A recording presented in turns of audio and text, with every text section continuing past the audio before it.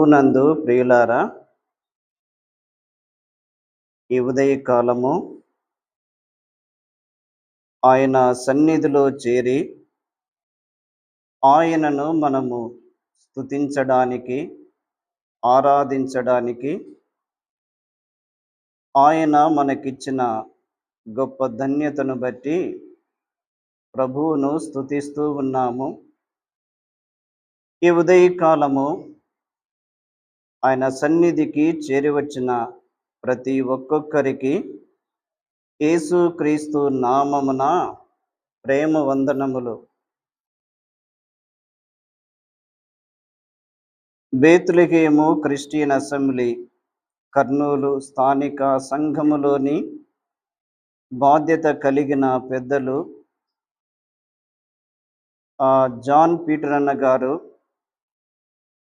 ఇక్కడ స్థానిక సంఘములో వాక్య పరిచర్య చేయడానికి నాకు అవకాశమునిచ్చినందుకై జాన్ పీటర్ అన్న గారికి కృతజ్ఞతలు తెలుపుతూ, అలాగే పుసులూరు స్థానిక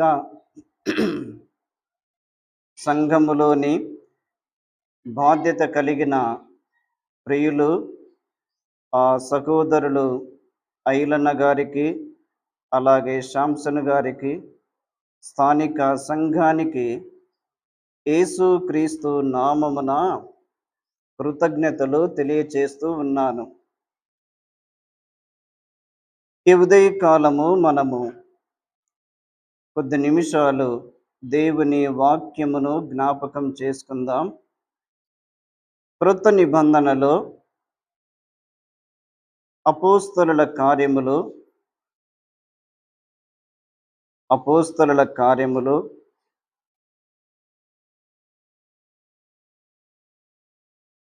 13వ అధ్యాయము. అపోస్తలుల కార్యములు 13వ అధ్యాయము 22వ వచనము. తరువాత అతనిని తొలగించి దావీదును వారికి రాజుగా ఏర్పరచెను. మరియు ఆయన, నేను యెస్సై కుమారుడైన దావీదును కనుగొంటిని, అతడు నా ఇష్టానుసారుడైన మనుష్యుడు, అతడు నా ఉద్దేశములన్నీయు నెరవేర్చునని చెప్పి అతనిని గూర్చి సాక్ష్యమిచ్చెను. కీర్తనల గ్రంథము 16వ కీర్తన. కీర్తనల గ్రంథము 16వ కీర్తన 3వ చరణము. నేను ఇలాగందును, భూమి మీదనున్న భక్తులే శ్రేష్ఠులు, వారు నాకు కేవలము ఇష్టలు. చిన్న మాట ప్రార్థన చేసుకుందాం.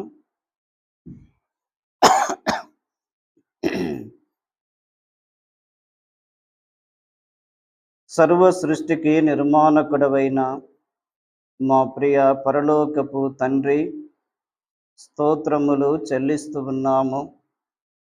మమ్మను ప్రేమించి మాకు ఇచ్చిన మరి యొక్క నూతన ప్రభు దినమును బట్టి స్తోత్రములు చెల్లిస్తూ ఉన్నాము.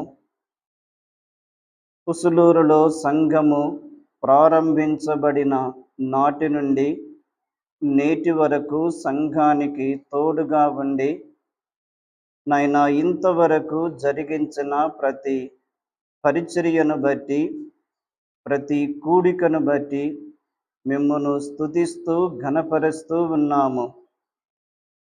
రక్షించబడి బాప్తీసం పొంది సంఘములో చేర్చబడి ఆరాధన చేయుచున్న ప్రతి ఒక్కొక్కరిని మీరు దీవించండి, మీలో స్థిరపరచి మీ కొరకై, మీ రాకడ కొరకై నిలువబెట్టి సిద్ధపరచమని ప్రార్థన చేస్తూ ఉన్నాం.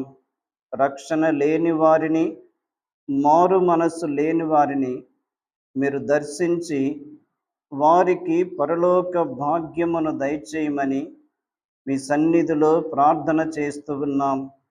బాధ్యత కలిగిన మా ప్రియ సోదరులను కూడా మీరు బలపరచండి. కావలసిన జ్ఞానమును మీరు దయచేయమని మీ సన్నిధిలో ప్రార్థన చేస్తూ ఉన్నాము.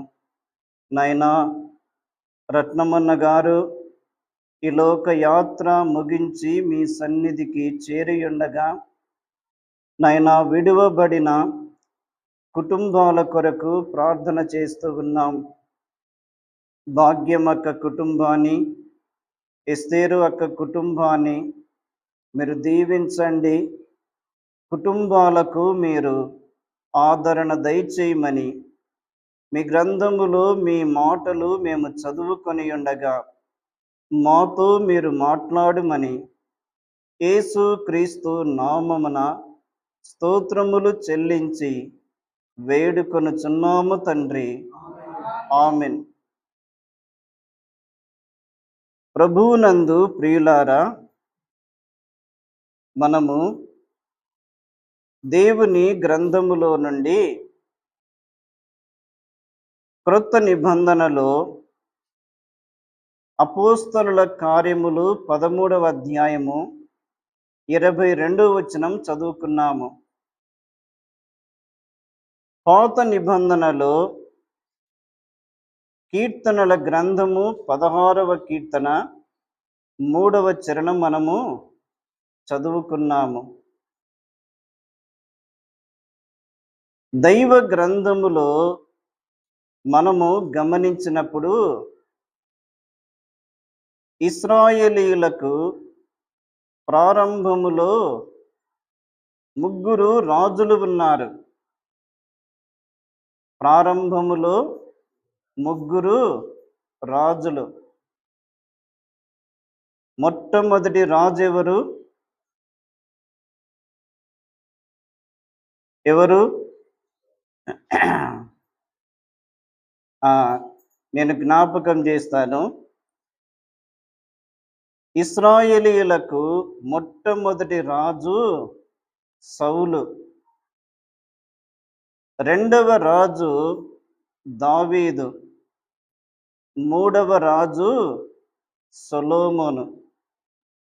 మొదటి రాజు సౌలు, రెండవ రాజు దావీదు, మూడవ రాజు సొలొమోను. ఈ మొదటి రాజు అయిన ఈ సౌలు 40 సంవత్సరాలు పరిపాలించాడు. రెండవ రాజైన దావీదు 40 సంవత్సరాలు పరిపాలించాడు. మూడవ రాజైన సొలొమోను 40 సంవత్సరాలు పరిపాలించాడు. ఎన్ని సంవత్సరాలు? 40 సంవత్సరాలు. మొదటి రాజైన సౌలు 40 సంవత్సరాలు, రెండవ రాజైన దావీదు 40 సంవత్సరాలు, మూడవ రాజైన సొలొమోను 40 సంవత్సరాలు పరిపాలన చేశారు. వీరి యొక్క పరిపాలనలో ప్రారంభమును ముగింపును మనము గమనించగలము. మొదటి రాజు ఎవరు? సౌలు. రెండవ రాజు దావీదు. మూడవ రాజు సొలొమోను. మొదటి రాజైన సౌలు ఆ ప్రారంభము నటనతో ప్రారంభించబడింది. ప్రారంభములో ఎంతో దీనుడుగా, తగ్గింపు స్వభావం గలవాడుగా సౌలు ప్రారంభములో కనిపిస్తాడు. కానీ సౌలు యొక్క ముగింపు చాలా భయంకరముగా ఉంది. సౌలు ప్రారంభము సరిగా లేదు, సౌలు ముగింపు కూడా సరిగా లేదు. రెండవ రాజు దావీదు. దావీదు యొక్క ప్రారంభము బాగుంది, దావీదు యొక్క ముగింపు కూడా బాగుంది. దావీదు యొక్క ప్రారంభము బాగుంది, దావీదు యొక్క ముగింపు బాగుంది. మూడవ రాజు సొలొమోను. సొలొమోను యొక్క ప్రారంభము బాగుంది, సొలొమోను యొక్క ముగింపు సరిగా లేదు. సౌలు ప్రారంభము సరిగా లేదు, సౌలు ముగింపు సరిగా లేదు. దావీదు ప్రారంభము బాగుంది, దావీదు ముగింపు బాగుంది. సొలొమోను ప్రారంభము బాగుంది, సొలొమోను ముగింపు సరిగా లేదు. ఇక్కడ మనము ఒక ప్రశ్న వేసుకోవాలి. నేను ఒకప్పుడు పాపములో ఉన్నవాడను, అయితే యేసుక్రీస్తు రక్తము ద్వారా విమోచించబడి నేను దేవుని యొక్క బిడ్డగా చేయబడి ఉన్నాను. నేను దేవుని కొరకు జీవిస్తూ ఉన్నాను. ఈ ఆత్మ సంబంధమైన ప్రయాణములో ఒడుదుడుకులు ఉంటాయి, లోటుపాటులు ఉంటాయి, బలహీనతలు ఉంటాయి, ఆటంకాలు ఉంటాయి. కానీ ఏం చేయాలి? బలహీనతలు ఉన్నప్పుడు బలహీనతలలోనే నిలిచిపోకూడదు. ఆ బలహీనతల నుండి బయటికి రావాలి. సరికాని మార్గములో వెళుతున్నప్పుడు మనలను మనము సరి చేసుకొని సరి అయిన మార్గములో ప్రయాణము చేయాలి.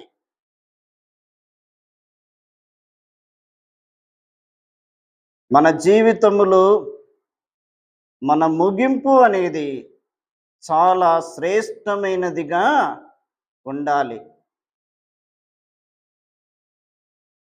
దావీదు అందుకు మనకు మాదిరిగా ఉన్నాడు. దావీదు బాల్యము నుండి దేవుని యందు భయభక్తులు కలిగిన వాడు. అరణ్యములో ఉన్న దేవుని యందు భయభక్తులు కలిగిన వాడు. సింహాసనం మీద ఉన్న దేవుని యందు భయభక్తులు కలిగిన వాడు. దేవుని విడిచిపెట్టకుండా దేవుని వెంబడించిన వాడు. అందుకే పరిశుద్ధాత్మ దేవుడు దావీదును గూర్చి ఏమి వ్రాస్తున్నాడంటే, నేను యెషై కుమారుడైన దావీదును కనుగొంటిని, అతడు నా ఇష్టానుసారుడైన మనుష్యుడు. అంటే దావీదు యొక్క హృదయము దేవునికి ఎంత దగ్గరలో ఉన్నది. దావీదు దేవునికి ఇష్టమైన వాడుగా జీవించుచున్నాడు. దావీదు దేవుడు సంతోషపడే పనులు చేస్తున్నాడు. దావీదు దేవుని యొక్క మహిమార్థమై జీవించుచున్నాడు. అందుకే దావీదును గూర్చి నా ఇష్టానుసారుడైన మనుష్యుడు మాత్రమే కాకుండా అతడు నా ఉద్దేశములన్నీ నెరవేర్చును. ఎంత మంచి సాక్ష్యము! కుటుంబాలలో పిల్లలు తల్లిదండ్రులకు లోబడి జీవిస్తూ ఉన్నప్పుడు, పిల్లలు తల్లిదండ్రులకు భయపడుతూ ఉన్నప్పుడు, పిల్లలు సరి అయిన మార్గములో నడుస్తూ ఉన్నప్పుడు, పిల్లలు మంచి క్రియలు చేస్తున్నప్పుడు తల్లిదండ్రులకు ఎంత సంతోషము ఉంటుంది. అదే పిల్లలు చెడు మార్గములో వెళుతూ సమస్యలను సృష్టిస్తూ ఉన్నప్పుడు, సమస్యలను ఇంటి మీదకి తెస్తూ ఉన్నప్పుడు, కుటుంబమును గందరగోళముగా మార్చుతూ ఉన్నప్పుడు తల్లిదండ్రులకు సంతోషము కాకుండా దుఃఖమునే మిగిల్చుచున్నారు. మన జీవితములో ఒక ప్రశ్న వేసుకోవాలి. నేను నా ప్రభువుకు ఆనందమును కలిగించుచున్నానా? నేను నా ప్రభువుకు దుఃఖమును మిగిల్చుచున్నానా? దేవునికి ఇష్టమైనవి మన జీవితములో మనము జరిగించాల. దేవునికి ఇష్టమైనవి మన జీవితములో జరిగిస్తూ ఉన్నప్పుడు దేవునికి ఎంతో ఆనందము. ఒక మాట మీకు జ్ఞాపకం చేస్తాను. యేసు క్రీస్తు ప్రభు యోర్దాను నదిలో యోహాను చేత బాప్తీసం పొందుటకు వచ్చాడు. నీటిలో దిగాడు. నాకు బాప్తీసం ఇమ్ము అన్నాడు. నేను నీ చేత బాప్తీసం పొందవలసిన వాడనై ఉండగా నేను నీకు ఇచ్చుటేమి? కాదు కాదు, నీతి యావత్తు ఇలాగూ నెరవేర్చబడవలెను. యేసు క్రీస్తు ప్రభు యోహాను చేత బాప్తీసం పొంది ఒడ్డునకు వచ్చుచూ ఉండగా పరలోకము నుండి ఒక స్వరము వినబడింది. ఏమిటి ఆ స్వరము? ఇదిగో ఈయనే నా ప్రియ కుమారుడు, ఈయన యందు నేను ఆనందించుచున్నాను. చూడండి, మత్తయి సువార్త 3వ అధ్యాయము. మత్తయి సువార్త 3వ అధ్యాయము, క్రొత్త నిబంధనలో పేజీ నంబరు 4, 3వ అధ్యాయము 17వ వచనము. మరియు ఇదిగో ఈయనే నా ప్రియ కుమారుడు, ఈయన యందు నేను ఆనందించుచున్నానని ఒక శబ్దము ఆకాశము నుండి వచ్చెను. ఎందుకు ఆ మాట తండ్రి తన కుమారుడైన యేసు క్రీస్తును గూర్చి పలికాడు? తండ్రికి ఇష్టమైన పని తన కుమారుడైన యేసు క్రీస్తు భూలోకములు నెరవేర్చుచున్నందుకు తండ్రి కుమారుని చూచి సంతోషించుచున్నాడు. తండ్రికి ఇష్టమైన కుమారుడు కదా, తండ్రి రొమ్మున ఉన్న అద్వితీయమైన కుమారుడు, ఏకైక కుమారుడు, జనితైక కుమారుడు, పరలోకము నుండి పంపబడిన కుమారుడు, భూలోకములో తండ్రికి ఇష్టమైన కార్యమును చేయుచున్న కుమారుడైన యేసు క్రీస్తు ప్రభు.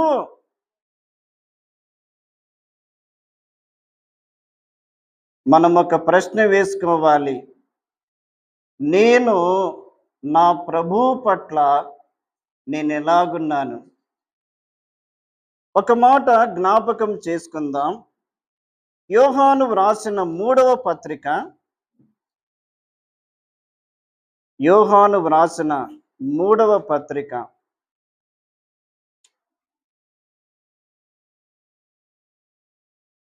యోహాను వ్రాసిన 3వ పత్రిక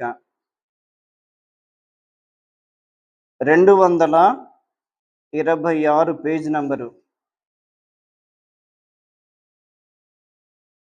4వ వచనం చూడండి. నా పిల్లలు సత్యమును అనుసరించి నడుచుకొనుచున్నారని వినుట కంటే నాకెక్కువైన సంతోషము లేదు.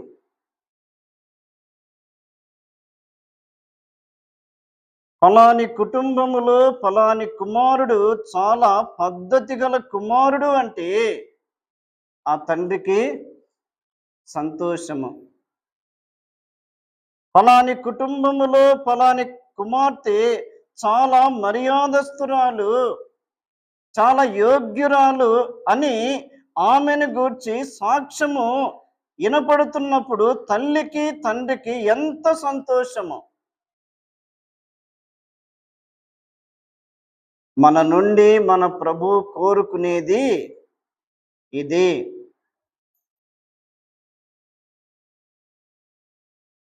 దేవునికి మనము ఇష్టలముగా జీవించాలి. దేవునికి ఇష్టమైన వాటిలో ఒకటి నేను జ్ఞాపకం చేస్తాను. దేవునికి ఇష్టమైన వాటిలో ఒకటి జ్ఞాపకం చేస్తాను. మనం చదువుకున్నాం కదా, కీర్తనల గ్రంథము 16వ కీర్తన 3వ చరణము. నేను ఇలాగందును, భూమి మీదనున్న భక్తులే శ్రేష్ఠులు, వారు నాకు కేవలము ఇష్టలు. ఎవరు శ్రేష్ఠులు, ఎవరు ఇష్టలు? చెప్పాలి జవాబు. నేను మరలా చదువుతాను. భూమి మీదనున్న భక్తులే శ్రేష్ఠులు, వారు నాకు కేవలము ఇష్టలు. ఎవరు శ్రేష్ఠులు, ఎవరు ఆయనకు ఇష్టలు? చెప్పాలి. ఆ భక్తులే శ్రేష్ఠులు. ఎవరు ఆయనకిష్టలు?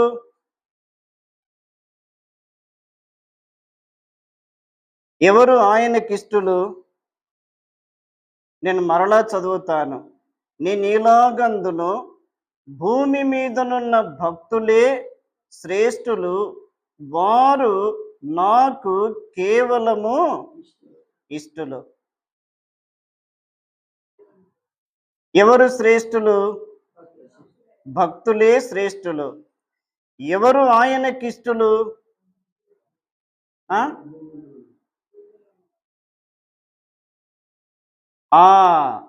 భక్తులే శ్రేష్ఠులు, భక్తులే ఆయనకు ఇష్టలు.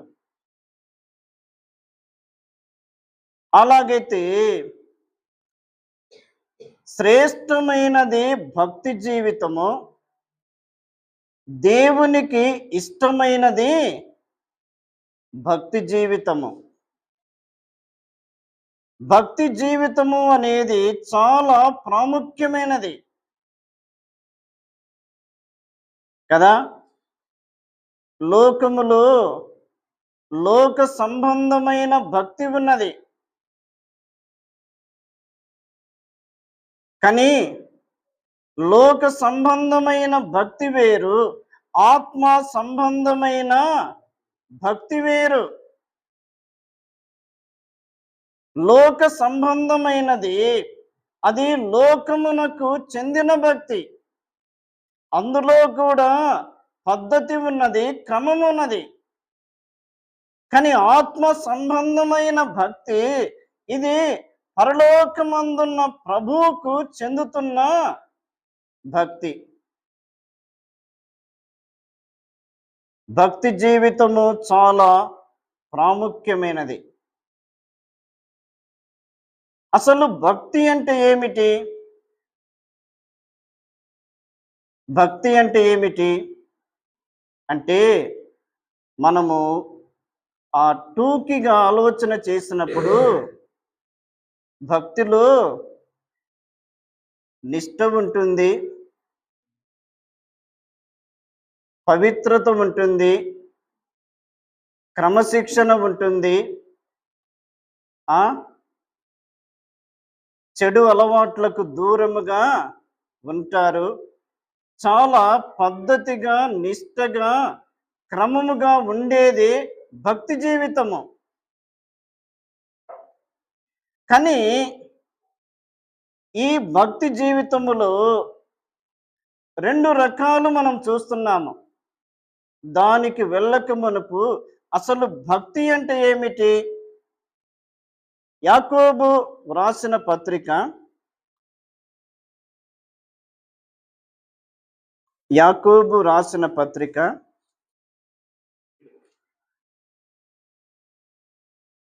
1 అధ్యాయము 27వ వచనము.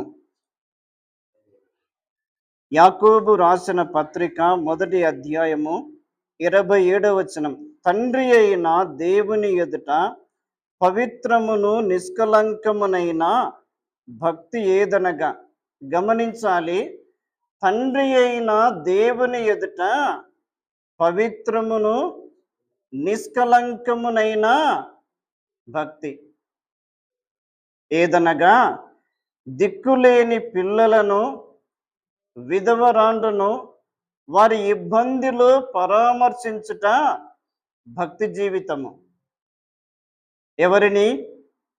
దిక్కులేని పిల్లలను, విధవరాండ్రను వారి ఇబ్బందులు పరామర్శించుట అంటే వారు కష్టాల్లో ఉన్నప్పుడు, వారు దుఃఖములో ఉన్నప్పుడు, వారు నిస్సహాయ స్థితిలో ఉన్నప్పుడు, వారు సంకటమైన పరిస్థితులలో ఉన్నప్పుడు మనము వారి యొద్దకు వెళ్ళి పలకరించి వారితో మాట్లాడి వారికి ప్రార్థన చేయడము, అదే పరామర్శించుట. దాన్ని ఆదరించుట. ఒకటి దిక్కులేని పిల్లలను, విధవరాండ్రను వారి ఇబ్బందులు పరామర్శించుట. రెండవది, ఇకలోక మాలిన్యము తనకంటకుండా తన్ను తాను కాపాడుకొనుటయే భక్తి జీవితము. లోకములో ఏమున్నది? లోకములో మురికి ఉన్నది, లోకములో పెంట ఉన్నది, లోకములో చీకటి ఉన్నది, లోకములో చెడ్డ అలవాట్లు ఉన్నవి, లోకములో చీకటి సంబంధమైన క్రియలు ఉన్నవి, లోకములో వ్యర్థమైనవి ఉన్నవి. అవి ఆయన పిల్లలకు అంటకుండా ఆయన పిల్లలు తమ్మును తాము కాపాడుకొనుటయే భక్తి జీవితము. మన జీవితములో మనము పరిశుద్ధతను కాపాడుకోవాలి, పవిత్రతను కాపాడుకోవాలి, సాక్ష్య జీవితమును కాపాడుకోవాలి, సహవాసమును కాపాడుకోవాలి, మన యొక్క భక్తి జీవితమును కాపాడుకోవాలి. ఎందుకంటే ఒక అధికారము క్రింద నుండి మరి ఒక అధికారము క్రిందికి వచ్చాం. ఏ అధికారము? ప్రభువును నమ్ముకొనక మునుపు మనము అపవాది యొక్క అధికారము క్రింద ఉన్నవారము. దానిని అంధకార సంబంధమైన అధికారం. అంధకార సంబంధమైన అధికారం అంటే చీకటి సంబంధమైన అధికారం. చీకటికి నాయకుడు ఎవరు? అపవాది. అపవాది యొక్క అధికారము క్రింద మనముంటిమి. కానీ ప్రభు ఏం చేశాడు?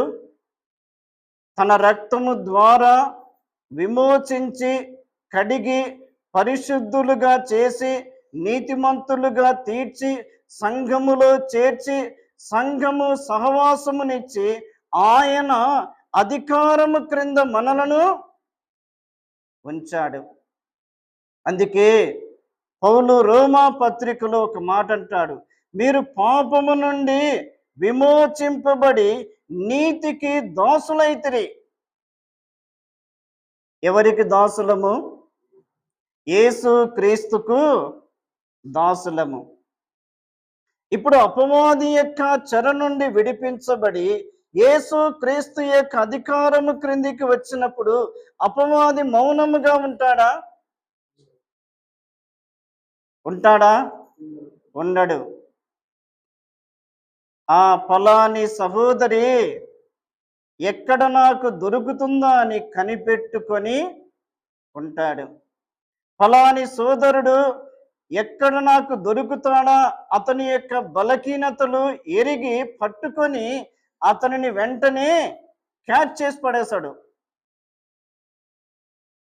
అందుకే పేతురు తన తన తన పత్రికలో, మీ విరోధి అయిన అపవాది గర్జించు సింహము వలె ఎవరిని మృంగుదునా అని వెదుకుచూ తిరుగుతూ ఉన్నాడు. అందుకే మన జీవితములో మన భక్తి జీవితమును కాపాడుకోవాలి.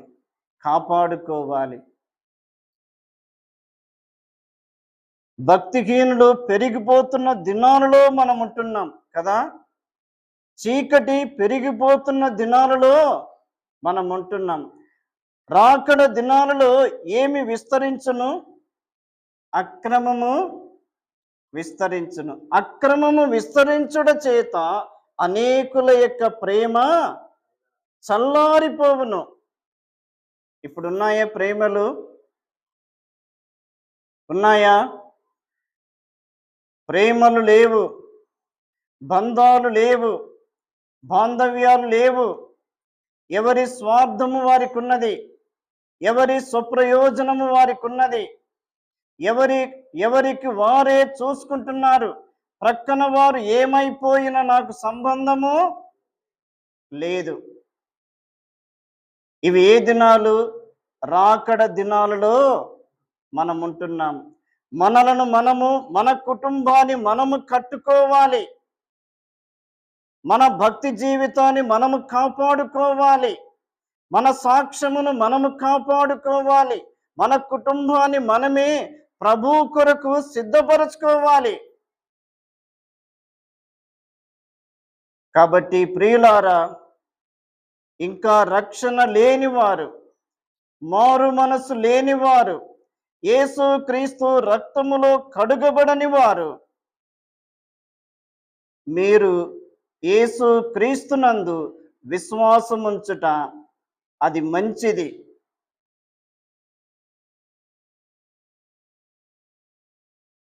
కాబట్టి భక్తి జీవితంలో మనము మరి యొక్క మాట జ్ఞాపకం చేసుకుందాం. యెషయా గ్రంథము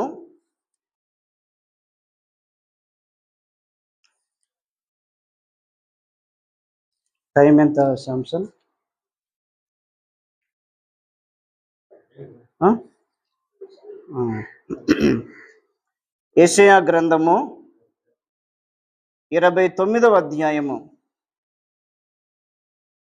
యెషయా గ్రంథము 29వ అధ్యాయము 13వ వచనములో ప్రభు ఈలాగు సెలవిచ్చి ఉన్నాడు, ఈ ప్రజలు నోటి మాటతో నా యొద్దకు వచ్చుచున్నారు, పెదవులతో నన్ను ఘనపరచున్నారు, కానీ తమ హృదయమును నాకు దూరము చేసుకుని ఉన్నారు.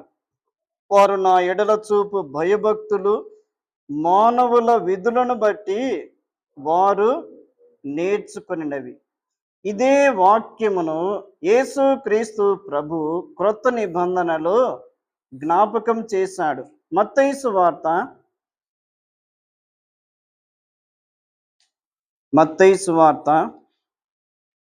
15వ అధ్యాయము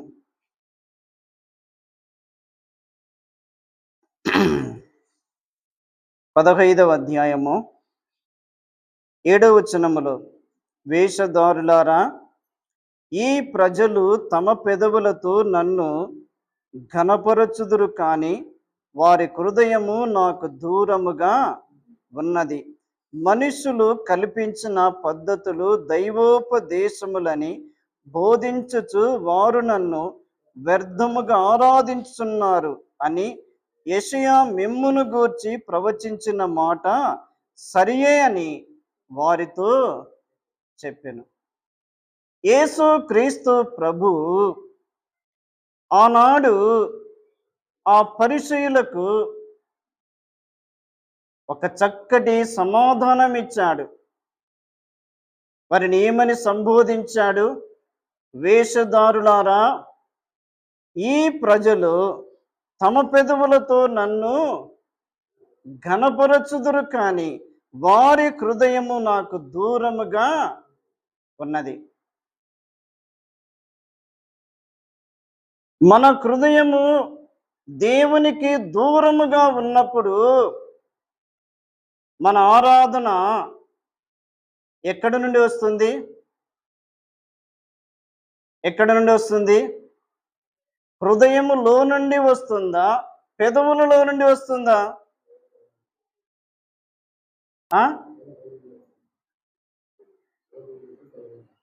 హృదయము దేవునికి దూరమైనప్పుడు ఆ హృదయములో ఏమి నింపబడుతుంది? లోకము నింపబడుతుంది. లోక సంబంధమైన క్రియలు నింపబడతాయి. చీకటి సంబంధమైన క్రియలు నింపబడతాయి. ఆ వ్యక్తి దేవునికి దూరముగా ఉన్నప్పుడు ఆరాధన చేస్తున్నాడు, కానీ పెదవులతో ఆరాధన చేస్తున్నాడు. ఆ ఆరాధన సరి అయిన ఆరాధన కాదు. అందుకే మొదటిగా హృదయము దూరమైనప్పుడు మన హృదయము యేసుక్రీస్తు రక్తములో కడుగబడాలి. దేవుని వాక్యము చేత మన హృదయము దున్నబడాలి. దేవుని వాక్యము చేత మన హృదయము సరిచేయబడాలి. మనలో ఏ బలహీనతలు ఉన్నాయో, ఏ లోపములు ఉన్నాయో వాటిని మనము సరిచేసుకొని ఆయనకు ఈ లోకములో జీవించినప్పుడు మనము చెల్లించే ఆరాధన ఆయనకి ఇష్టమైన ఆరాధనగా ఉంటుంది. వారు నన్ను వ్యర్థముగా ఆరాధించుతున్నారు. మనుషులు కల్పించిన పద్ధతులు దైవోపదేశములు. శాస్త్రులు, పరిచయులు వారు బోధించుదురే కానీ చెయ్యరు కదా. ఒక మాట జ్ఞాపకం చేసుకొని మనం ముగించుకుందాం. మత్తయి సువార్త 23వ అధ్యాయము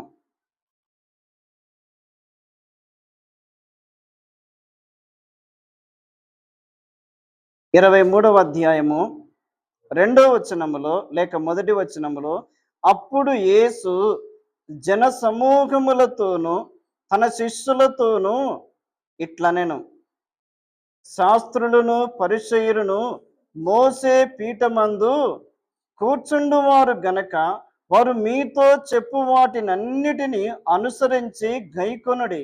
అయినను వారి క్రియల చొప్పున చేయకుడి. వారు చెప్పుదురే కానీ చేయరు. ఎవరు? శాస్త్రులు, పరిసయ్యులు. శాస్త్రులు, పరిసయ్యులు ధర్మశాస్త్రములో నుండి లేఖనాలు ఎత్తి జ్ఞాపకము చేస్తారు. వారి క్రియల చొప్పున మీరు చేయుడి, కానీ వారు చెప్పుదురే, వారు చేయరు. ఇక్కడ మనకు ఒక ప్రశ్న వేసుకోవాలి. నేను సుంకరి వలె ఉన్నానా? పరిసయ్యుని వలె ఉన్నానా? కదా.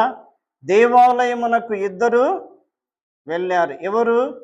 ఒకరు పరిసయ్యుడు, ఒకరు సుంకరి. పరిసయ్యుడు దీర్ఘ ప్రార్థన చేస్తున్నాడు. సుంకరి ఎక్కడున్నాడు? దూరమున నిలువబడి ఆకాశము వైపు కన్నులెత్తుటకు ధైర్యము చాలక రొమ్ము కొట్టుకొనుచు, దేవా, పాపినైన నన్ను కరుణించుము. అప్పుడు ఎవరి ప్రార్థన దేవుని యొద్దకు చేరింది? సుంకరి ప్రార్థన దేవుని యొద్దకు చేరింది. నిన్ను నీవు తగ్గించుకున్నప్పుడు నిన్ను నీవు తగ్గించుకున్నప్పుడు, నిన్ను నీవు సరిచేసుకున్నప్పుడు, నిన్ను నీవే క్రమపరుచుకున్నప్పుడు నీ జీవితమును దేవుడు అద్భుతమైన రీతిగా నిర్మించువాడు. కాబట్టి భక్తి జీవితంలో ఎటువంటి భక్తి కలిగి ఉండాలి అంటే ఆత్మ సంబంధమైన భక్తి, ఆచార సంబంధమైన భక్తి కాదు. కొంతమంది ఆదివారము వచ్చే భక్తులు మాత్రమే ఉంటారు. సోమవారం నుండి శనివారం వరకు ఎవరి భక్తులు? లోకానికి చెందిన భక్తులే. వారెవరు? సంఘానికి వచ్చేవారే, ప్రార్థన చేసేవారే, ఆరాధన చేసేవారే. కానీ కాదు ప్రియులారా, మనలను విమోచించిన ప్రభు ఎంత నమ్మకమైన వాడు, ఎంత శ్రేష్ఠుడు. అనుదిన జీవితములో వ్యక్తిగత సాక్ష్యమును, వ్యక్తిగత క్రియలు కాపాడుకుంటూ ఈ లోకములో జీవించడానికి ప్రభు మనకు సహాయము చేయునుగాక.